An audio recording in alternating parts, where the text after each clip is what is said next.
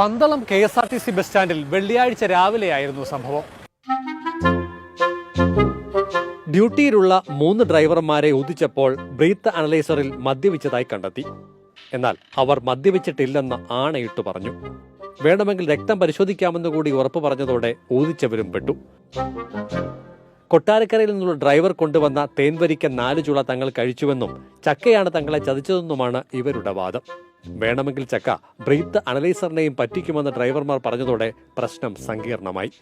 ഒടുവിൽ പരീക്ഷണ നിരീക്ഷണ നിഗമന ബുദ്ധിയുടെ അടിസ്ഥാനത്തിൽ ശ്വാസത്തിൽ മദ്യഗന്ധമില്ലാത്ത മറ്റൊരു ഡ്രൈവർക്ക് കൂടി 4 വരിക്കച്ചക്കച്ചുളകൾ നൽകി. ശേഷം ഊതിച്ചു. ശാസ്ത്രം തോറ്റു. ചക്ക ജയിച്ചു. ആ ഡ്രൈവറും മദ്യപിച്ചിട്ടുണ്ടെന്ന് ബ്രീത്ത് അനലൈസർ കണ്ടെത്തിയതോടെ സർവരും നിരപരാധികളായി. വരിക്കച്ചക്ക 1-ാം തരം വില്ലനും. ഇപ്പോൾ ചക്കപ്പഴം ഉപയോഗിക്കാൻ പറ്റാത്തൊരു സാഹചര്യമാണ്. കാരണം പോലീസ് നമ്മളെ ഉദിക്കാൻ വല്ലതും പറഞ്ഞു കഴിഞ്ഞാൽ അങ്ങനെ പെറ്റിയൊക്കെ വരുമല്ലോ എന്നുള്ള ആശങ്ക ഞങ്ങൾക്കുണ്ട്.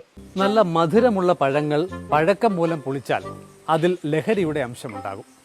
ഫ്രാക്ടോസ്, ഗ്ലൂക്കോസ് എന്നീ ഘടകങ്ങളാണ് പഴങ്ങൾ പുളിക്കാൻ സഹായകരമാകുന്നത്. ഇതാകട്ടെ ചക്കപ്പഴത്തിൽ ധാരാളമുണ്ട് താനും. എന്നാൽ ഈ അവസ്ഥയിൽ ചക്കപ്പഴം കഴിക്കുക എന്നത് പ്രയാസകരമാകുമെന്നാണ് വിദഗ്ധ അഭിപ്രായം. അങ്ങനെയെങ്കിൽ ഇവിടെ ആരായിരിക്കും വില്ലൻ? ആർക്കറിയാം.